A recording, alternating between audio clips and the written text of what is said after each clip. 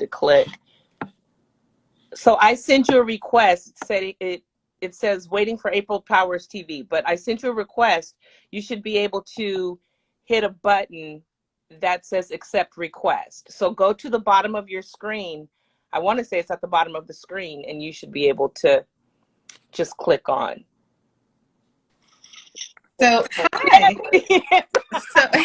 so, I'm like, what's going on? Hold on one second. Let me. April Powers TV. Okay. The great thing is you literally got in at 4 o'clock. So turn yourself. I try not to be late.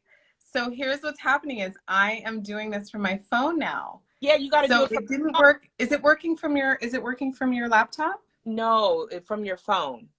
Only from your phone. Okay. Yeah. So of all the things we talked about, do I need to go the other way? Yeah. Perfect. Now, yeah. Can you see me? Well, you look great. I can see you perfectly. I just couldn't. Let's see if we can get me in there. You look amazing. I mean, you're fine. Now you're up and running. I'm holding it, so I don't want it to be shaky. I'm trying to find a way that I can set this up so I'm not holding it. I thought I could do it from my. This is my Instagram. My first Instagram live. I just have mine leaning up against my open laptop. Will that make life easy for you? I'm just gonna sit here and hold it. Okay. I'm afraid to make anybody else dizzy. I see Tammy from one of my colleagues joining in. Perfect. Yeah, she's in there. We got a few other people. We were just talking about what people are doing for Christmas. I was telling everybody how I have no Christmas energy. I said it packed up and moved to Zimbabwe around September. I've just literally have been just so busy and no lights up, nothing. So I've been enjoying everybody else's pictures. And a couple of them said they're having a pajama party and all that, which is great. I mean, I get into it. I have no babies, so I'm like. Hold up. That Christmas tree that you put with all the books and the lights, that wasn't yours?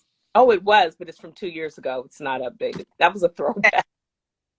I need that in my life. It took me like a week to do that. It's not as easy as it looks. It's really like a whole system. It's yeah.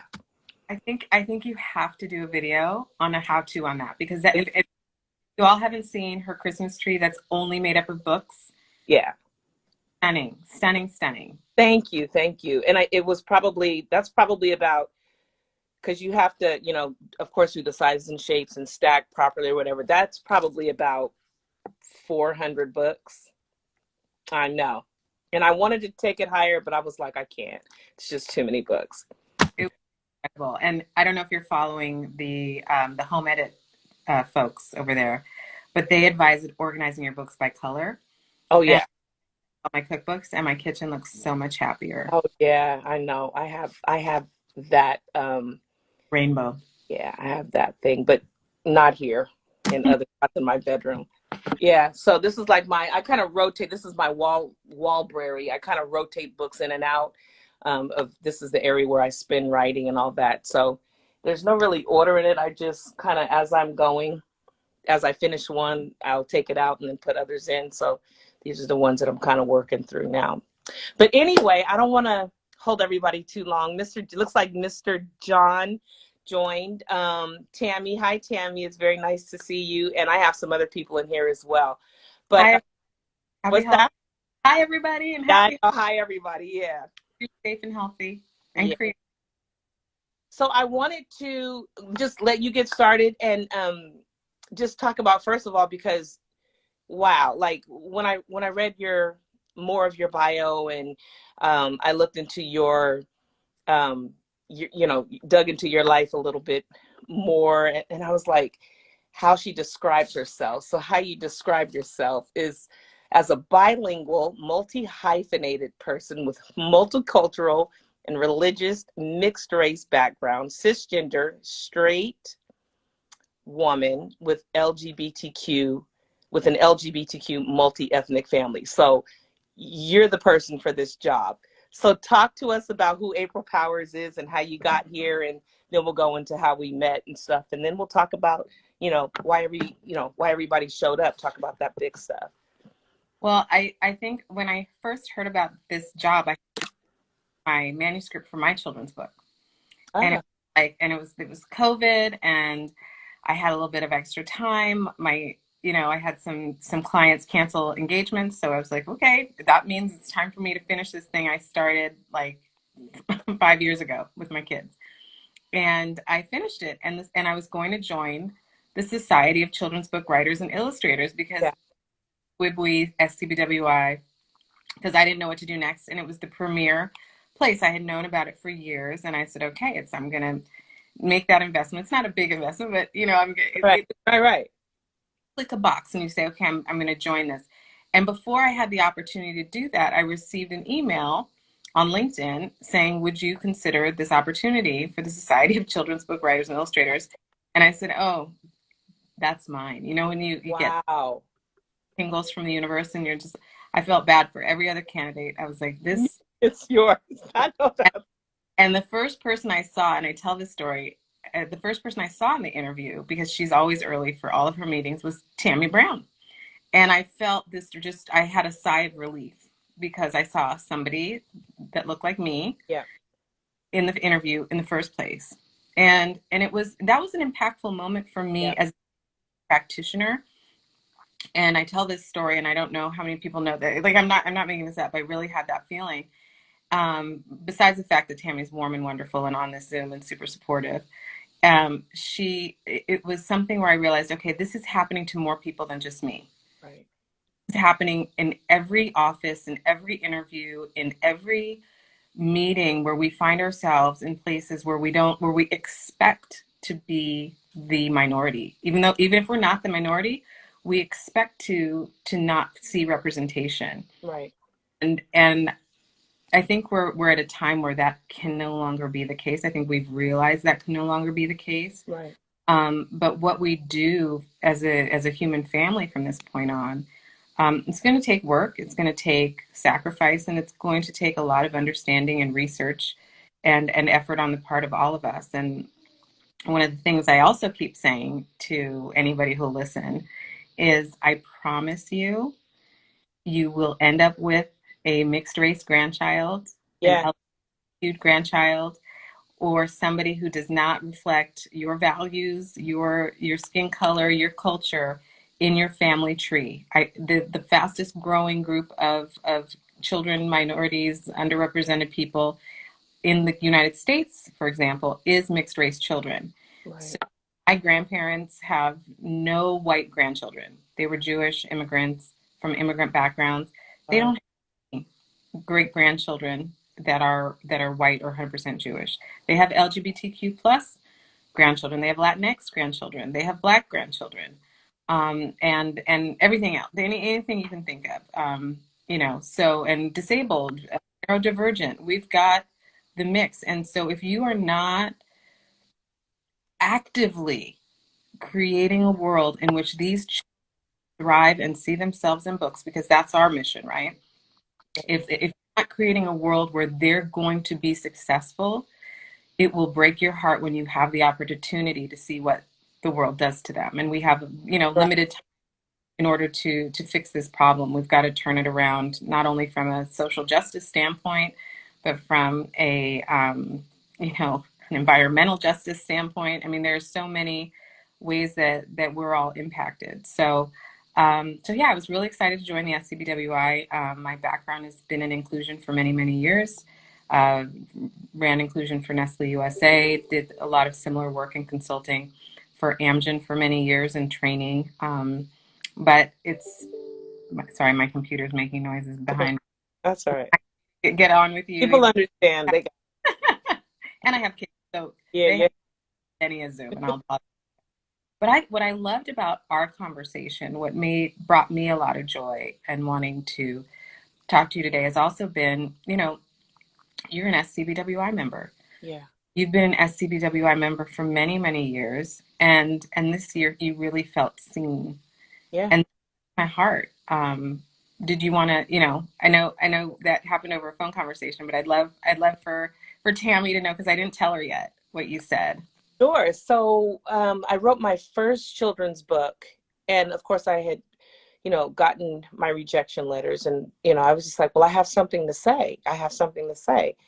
And I I don't know if it was the computer. I don't even know how I got to SCBWI, but I got there and I signed up for it. This was back in 2008.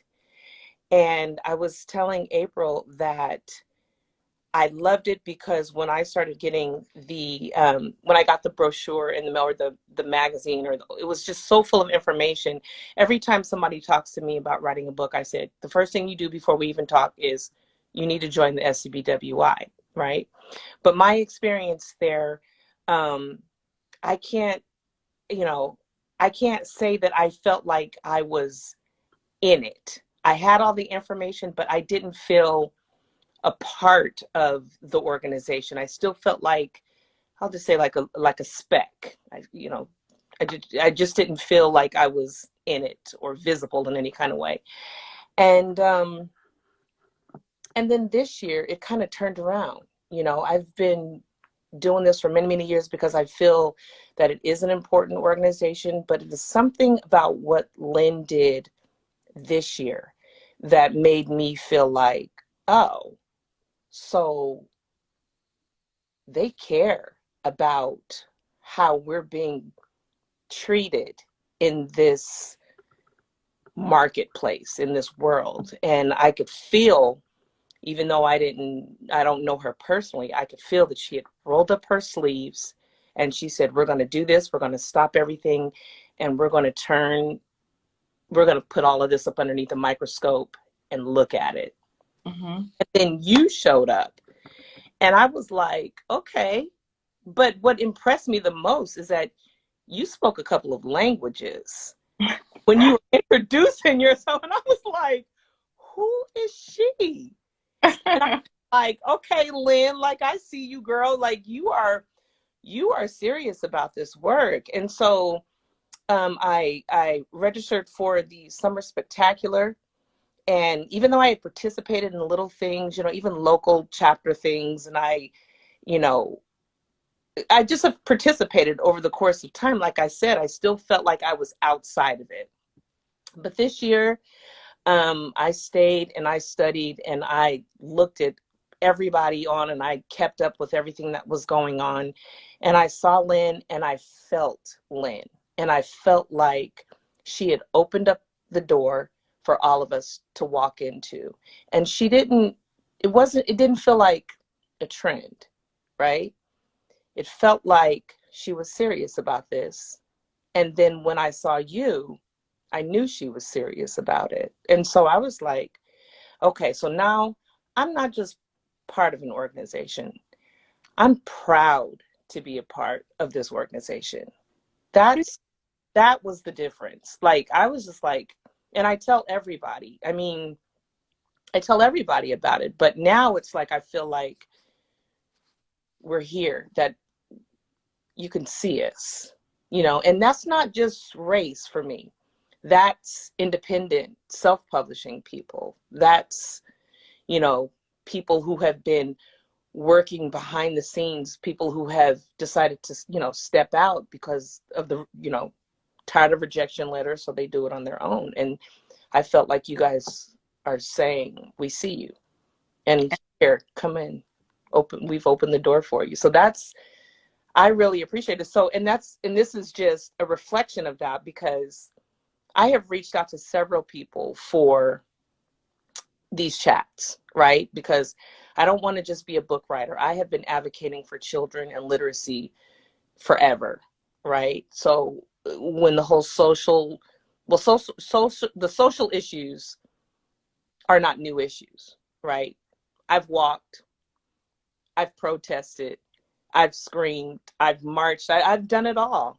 But this year, I'm like, I'm going to pull back, I'm going to stay in my seat, and I'm going to figure out a way to make a difference. And I knew that I needed to now learn the language, because our kids are different. My husband is biracial. His father is Jewish. His mom is Black. He's a Hebrew. Yes. Yeah, he's a Hebrew. Nice. I like that. I'm going to tell you said, yeah, he's a Hebrew. So I just knew that I needed to be more sensitive as I'm going into these schools and I'm doing these author visits. I know that I need to be more sensitive, and I know that I need to learn the language, because you're right. My grandchildren can be anything. I don't, you know, they can and they're teaching me, but I want to be able to be sensitive when I go to the grocery store. I want to be able to be sensitive when I think of a topic and think I have the right to talk about it. I want to understand it. So when I reached out to you and you said absolutely, I ran around this house, April. I was like, we have the teacher. So teacher, talk.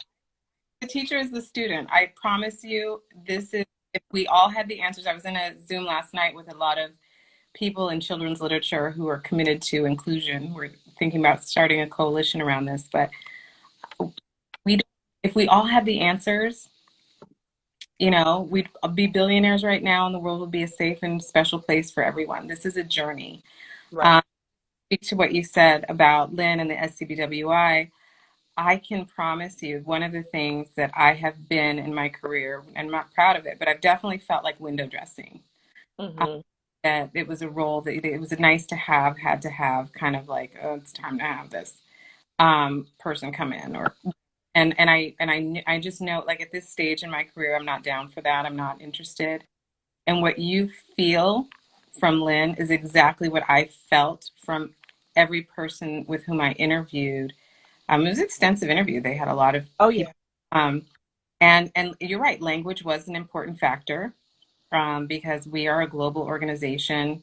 We're doing a lot of translations. We're doing making sure that our second most spoken language in the organization, Spanish, uh, Mm-hmm. getting a number of our pages and publications translated, our, you know, their own publications, La Cometa, Mm-hmm. bulletin in Spanish. And so we're, you know, the fact that I do care about language and that have that international, you know, have lived in South America, I've lived in Europe and here, and just really committed to looking at inclusion from a global perspective, not just the U perspective, was really important. And I can tell you, it's hard to see it. We're a team of like 10 people, 11 people, running this thing with, you know, 25,000 members, with amazing volunteers, just a great group of regional advisors and team members and equity and inclusion team members.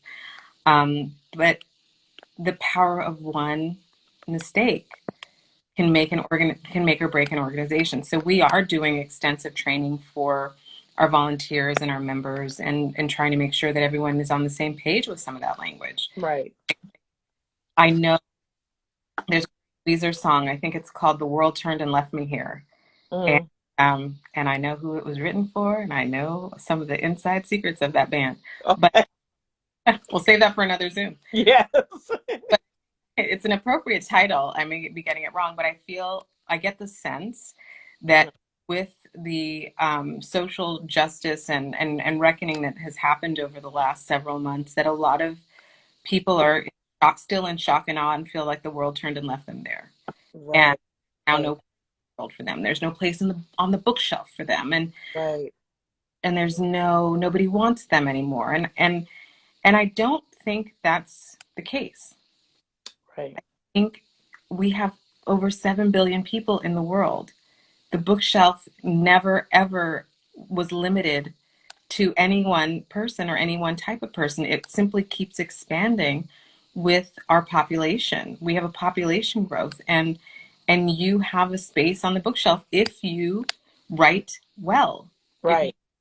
create well, if Right. you translate well, if you draw and illustrate and have the talent. The world wants you. Let's not use the length or size of the bookshelf as an excuse for you to be um, anything other than an anti-racist and supportive of people who don't look and sound like you. Right. Right. Yeah, I know just from my own personal experience, I felt like, when I was writing my books, I wanted to just, I had daughters and I raised a lot of people. And I was very sensitive to seeing, African American girls in the front. right? As leaders. But as time has gone, race is not the only issue when we talk about diversity, equity, inclusion, belonging. When you and I talked the other night, it was so many topics, and I was just like, when we talk about diversity, we think that we're only talking about color. We're only thinking color, and it's not. When we're talking about inclusion, it, we're not just talking about race. We're talking about other things. You want to talk about that a little bit, and I actually do. and language, and the language that we use when we do talk to and write for these people.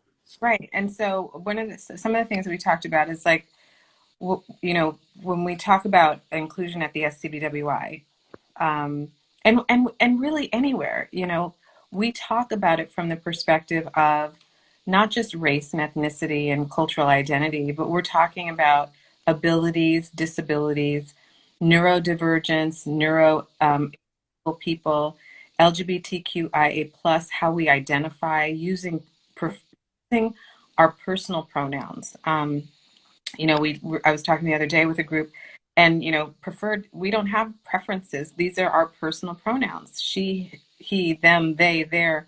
However you choose to identify, we welcome you. Your language of preference. I think there have been some really interesting articles around class and caste and socioeconomic disenfranchised people. So working classes, as it's referred to in the UK as well. We know that some of those cultural anomalies will arrive here stateside if we're just talking about the United States. Um, Right.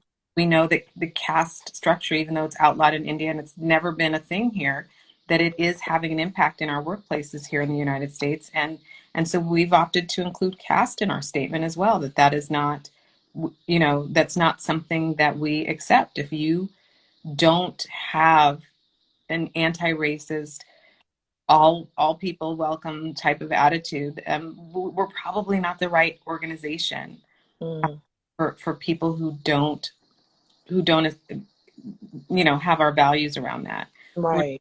That we want to litigate, you know, culture, things like that. But we definitely, I love, if you Google, I'm forgetting I'm forgetting sign or whatever, but Cornelius Minor is an educator, and Mm. if somebody can find him and put his link in the chat. He says he's radically pro kid, and Right. we at WI are radically pro kid. And what that means is at our end consumer of everything that we are putting forth is going to create excellent literature for all the world's children. And that includes no matter what they look like, whom they love, their Mhm. disabilities, how they look, what they believe in, and what their families look like. Right? We're here to validate and create mirrors for every type of family. Right. LGBTQ plus families, families that are, socioeconomically disenfranchised, however that looks. And I don't mean to exclude anyone if I've left anything out, but we also need that people who draw them Right. draw accurately, and to keep that in mind. And language is so important. I think you and I had this Yep. compelling conversation about language and the language that we use and how it evolves and how people get trapped or stuck when they are using language that is no longer modern, appropriate, and they say things that are maybe 1980s, and then everybody wants to cancel them, right? Because they said something. Thank you, the mom and Yep. I see the one. Uh-huh. Minor. I thought it might have been Cornelius Minor, but I've also think on Twitter he's like the educator or something. So he's everywhere, and I appreciate him so Yeah. much. We gotta take a look at his Instagram, get to know him a little bit more. Yeah. So he's been on a couple of Zooms and talks with me previously, and I told him I would be taking it, but I'd always give him credit that we're radically pro kid, because he says if you're not radically pro kid, like to teachers that he works with and other educators, Exactly. Right. what are you doing and why are you here? And I invite you, I compel you, if you're in the children's literature space in any capacity, if you're not radically pro-kid, no matter who that child is, what are you doing here? Right. An asset of everyone, because those are our values, and those are the values that we hope our members will bring to our organization and any organizations that we touch. So back to language. Own voices, lived experience. We talked about that, and own voices has a space. I don't want to take away from own voices, and I think when I bring up lived experience, I realize that people may hear that own voices doesn't have a place. It does. So tell us what own voices is. Like, let's just assume that there are people who have no idea what own voices is. So own voices, if you Google it, it's a movement that has started to within the last few years. And I'm forgetting the person who started it, but so somebody else help me post and might post them in the chat. But it's really about people writing from their own voice. So we want to see books written for us by us. Remember FUBU? Yes, FUBU. Yep. So if we are writing about Harriet Tubman, for example, we're not saying that you can't write about Harriet Tubman. We're not here to give permission. I want to be clear. The SCBWI isn't here to give permission to someone or take it away from somebody. But it is important that yes, Twitter was Mr. Minor. I knew it was Cornelius, Tammy, somewhere. Thanks, Tammy. Thanks, Tammy. So we want to, make sure that people know there is value for children, and you'll get a different voice, even get different rhythms. The way, and I'm just going to use Black people because that's my lived experience. My lived experience is as a Black Jewish woman, okay, Latinx family and LGBTQ+ family. So when I read a book that's written by and illustrated by a Black person, I see a difference in when I read a similar story that was written by somebody else. And that's so who has the right to tell a story? Who should tell the story? And always written by majority culture, then and we're getting disenfranchised again from telling that story. And I'm not saying that somebody can't, but the movement that we're seeing is that people are saying, you know what, I found this really cool story about a Black person from this time period. I would love to write it, but you know what? I'm going to find a Black author and I'm going to show them this and see if they can do it. That part, I love that. Right. There's so many. I can tell when a person has been in the experience when they're writing the story. You can tell personal. You can tell. And so, like you were saying before, us having the, especially as writers and illustrators, us having the, I want to use the word audacity, which is good, but the security as well to pass the story along to the person who can do it, who should do it. That would be my first choice. That would be my very first choice. And another example I'll give you on your side. We have, people in Israel. We have a whole team in Israel, and one of them told me a story that they wrote a Jewish book for a Jewish family about the Shabbat celebration, which we do every Friday in my house. My husband's going to is getting stuff ready now. And but a non-Jewish illustrator, the publicist, or the publishing house chose somebody who wasn't Jewish to illustrate. And every single person at the table had what we call a Kiddush cup. And for Shabbat, you get one Kiddush cup. And so all the illustrations, for as much research as they did, they knew that there had to be lights. They knew that there all this stuff. And so, those are things when we talk about you never want to hurt a child. There are subtle things that happen in culture. And I'll give you one more. How many barbecues have you been to where whatever was in the Cool Whip container didn't have Cool Whip in it? Right. Exactly. And okay, that was our version of Tupperware.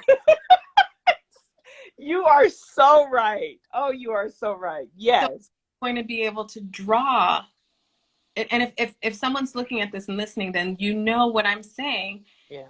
You don't know what I'm saying. Yeah. There are these subtle things that happen in a culture that you cannot capture unless you've lived that experience. And Yeah. also about lived experience, right? People have different lived experiences. I have lived in Spanish speaking countries. Yeah. I have Latinx family. I have, you know, different things that have gone on in my life that have created a lived experience. I know people who do not have the Japanese physiognomy, but were born and raised in Japan. And the industry is telling them they have to write about being an American. Yeah. I Yeah. think I have to also leave room. Sorry, my little shaky hand here. Okay. We have room for people who've had some lived experience as well, like really lived experience. Not, I'm not just saying A visit for the you weekend. Or know, yeah. and I think I know everything, but lived experience could be, you know what, you became disabled at a certain time, you know, in your, now you have a disability perspective. You converted to Islam at a certain point in your life, and you know, and now perspective. Tamika, I didn't understand the question. Everybody doesn't do Well, what? one doesn't do that. She's talking about the Tupperware. I think that she doesn't. Yeah. Yeah. Tamika is one of our volunteers, and she's an amazing artist. So if anybody Oh, needs, wonderful. Yes, that, I saw that someone said this leaves me so hopeful, and that's another reason why I wanted to do it is because we have aspiring writers that are in here. We have some people who have just joined. Um, well, they have joined, you know, the club of authorship, and it's not an easy. It's not an easy thing to do. I mean, I think, and I heard this, Jason Reynolds said this. He said, the fact that you think, the audacity to think that whatever is in your head and you say it, somebody's actually going to buy it, you know, that takes a lot of nerve, you know? we Um, first. yeah. but we're doing it. And so feeling hopeful, that's why we're here. I want people to continue in the work but when you go into the work, go into it informed. And that is another reason. That's why I wanted to have this. When you go into the work, go informed, go with as much stuff that you can pick up as you can, because the world is changing, or maybe it's not. Maybe it's always been this way. And maybe we're the ones, who our eyes are opening up. It's always been here, just like you said. These things are not new in our family, you know. My family is just like yours, and I just feel like it's time out for us having so much of an opinion about things. I think it's time for us to sit back and listen to our children, listen to what they want to read about now. And I see this generation moving a lot differently than we moved. And they don't carry the things on their shoulders in their back pockets the way that we do. The judgments, they don't do that. And so we have to write for them, because what we write actually guides them. What we write actually teaches them how to navigate in life. And I mean, what a big responsibility, but that's why we're here. And so, yeah, I think this is perfect. And sometimes I'm just like, how did we get here? When we look at the percentages between the others in the marketplace, the margins are just high. But I see us. I see it's growing. I see it happening. And I just think that it's important that as we are making our way, and as people are finally saying, you know what, I do have a responsibility. I was playing a role in this, and I want to fix it. I think that we have to jump into it informed. We have to know who we're talking to and who we're writing for, who we're drawing for, who we're reaching. And I want to say one more thing about the lived experience, own voices thing. And I don't want people to feel like they can't include their work. I don't want my children to pick up a book that doesn't reflect the world that we live in. I don't Right. want another single book that has only white protagonists because you think that now you can't include a Black character in there. Right. That's not what we're saying by lived experience. It's not what we're saying by own voices. And so I want to make that clear. But if you're including other characters, if you're including somebody else's speech or rhythm, which you really have to with, I wouldn't do it unless you lived it. And then you have to do your research. And sometimes, like Linda Sue Park says, that could take 5 years. And you have to be willing to do that research. Right.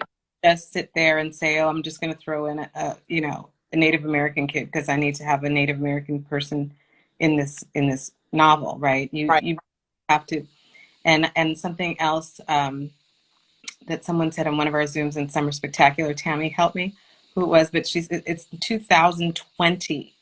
Right. If you not had a different type of person come and visit your kitchen table or be a part of your world, Right. and you have friends that don't look like you. Right.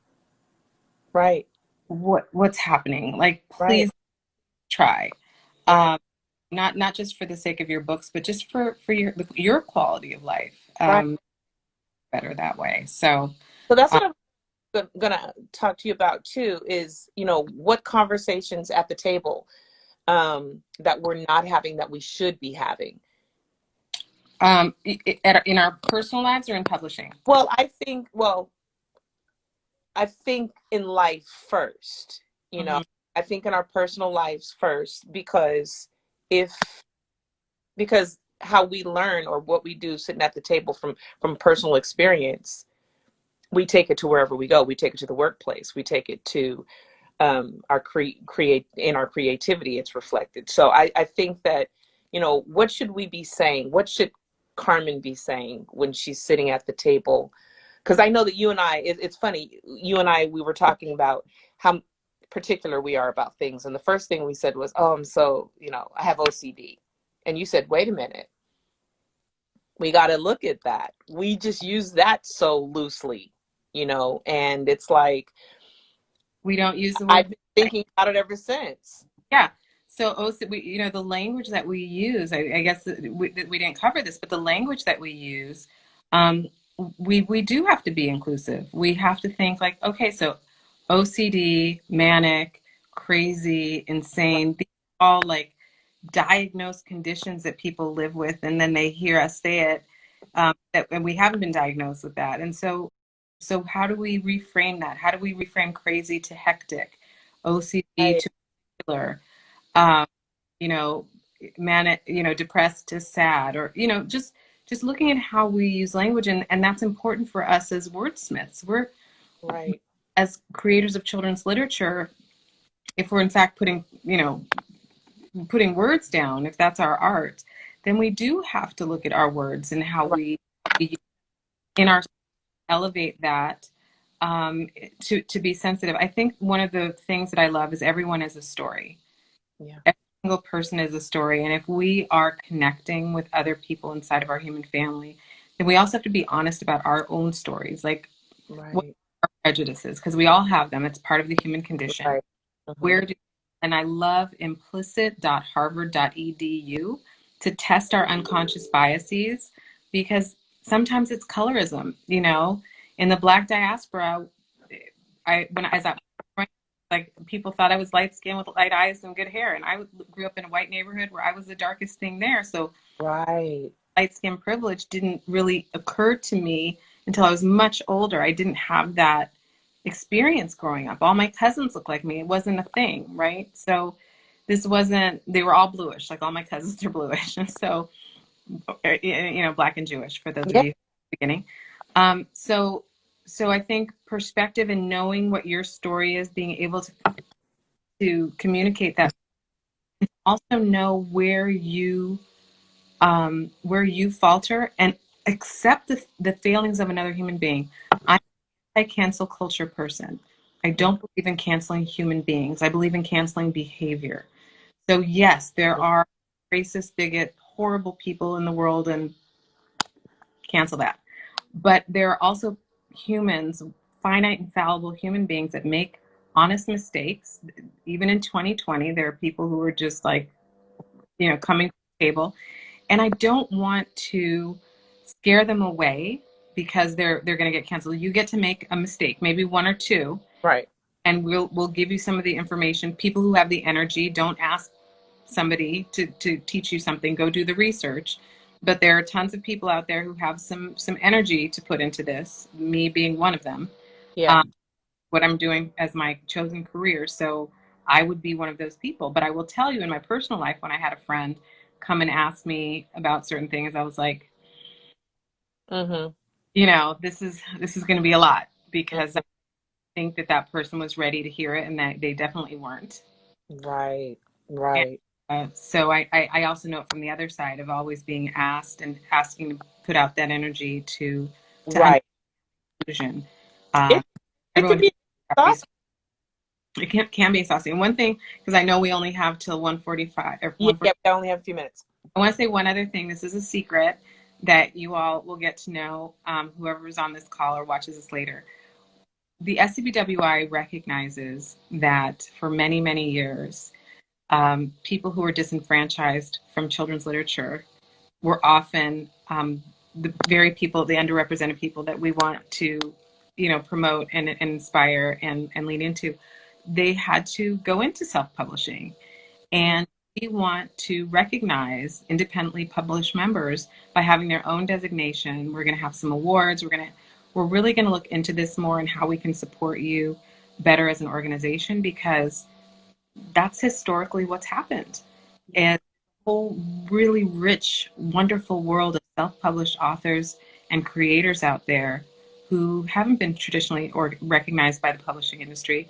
The other thing that that we're looking into is to create an equity and inclusion coalition of like-minded organizations to say in one strong, resounding voice, publishing. Right. We need to hire us. We need to promote us. We need you to give us a living wage, not like an unpaid internship, because otherwise you will always end up with similar voices on your teams and on your staff and in your output, and that's not sustainable. Right. If we tend to have if our bookshelves at home bookshelves at home need to be 60% of other, not like 50%. We have a lot of work to do. I agree. April, thank you so much. I wanted to leave a couple of minutes for questions if anybody had any questions. And you've left a few names of people that we should know. And I wanted to, before we got off, I wanted you to make a couple more recommendations for us to know, for us to learn, for us to places where we can go to engage in more of this. And if you guys have any questions while she's saying that, please feel free to write them now so we can, she can answer before we get off this call.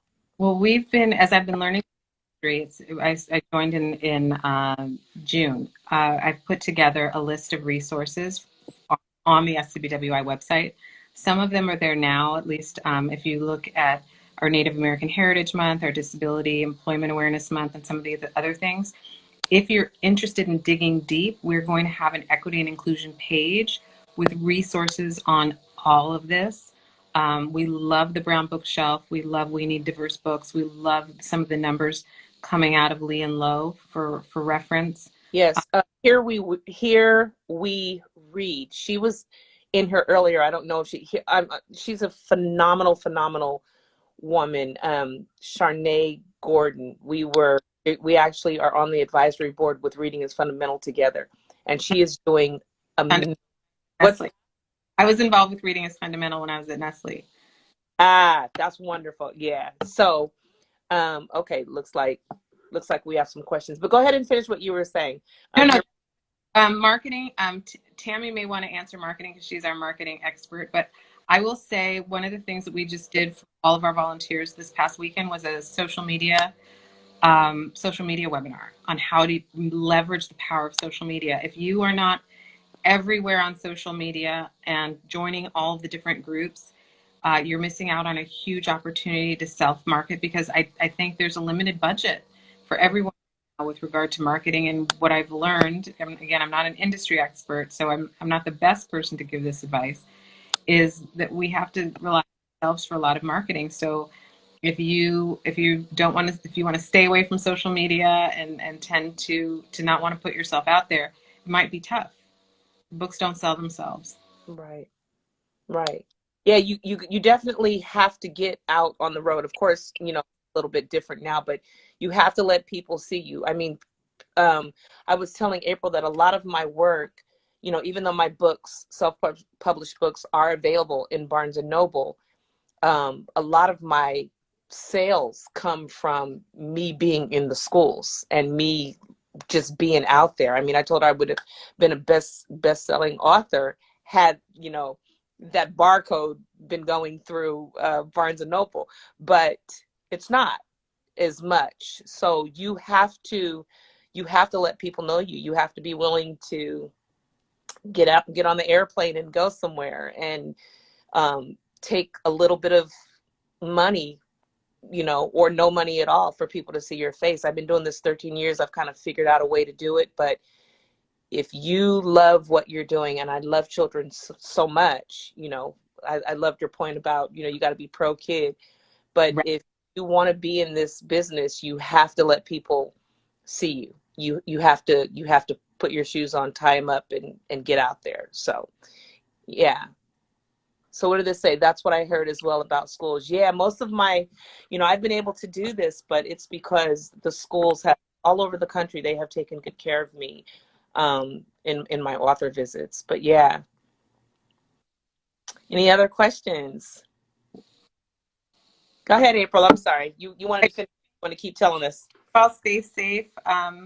One other resource I want to mention is um, I'm here. I'm queer. Now, what do I read? If you look up Lee Wind, and he's got a great resource for children's literature for the queer community. And so I didn't want to leave that out. But we're going to have a lot of resources on our resource page. Please think about that for January. It's not going to be up yet until we have everything completed. We have on January 14th, 1 p.m. Pacific, we will be having our very first inaugural SCBWI Celebrates Voices, and it'll be our Queer Voices panel. So we're so excited. We have Mike Curato, Phil Bildner, we have Jay Yang, and some other surprises. And if you are ever thinking about going to another conference, we have the best lineup for our winter conference, and spectacular will be our 50-year anniversary. So I hope you don't. Great. They're going to be really exciting, and it's great to see our faces. I'm looking forward to seeing you all at SCBWI. Yes. And meeting you in person. I know. All right, guys. Thank you so much. Thank you so much, April. April, where can people find you before we get out of here? aprilpowers.tv. You can find me every April F. Powers on Twitter. And if you want to connect personally or have questions, I'm just a tweet or a phone call or a message away. I'm not up some shiny tower. You know this, right? Yeah, sir. Emailed me and she's like, "Can we talk?" And I was like, "Yes, we can." Yeah. So I'm very reachable. I want you part of our organization. We want you here. We want all of your voices, because the children need your books. Yes. So now than ever, my kids, everyone's kids, the world's kids need your books. So please join us, and I'm looking forward to meeting you all later. Yes, and we will leave out on that note. Thank you guys so much. April, thank you, honey. Thank you for having me. Big virtual hug. Looking forward to one in person. All right, babe. Take care. Bye. Bye-bye.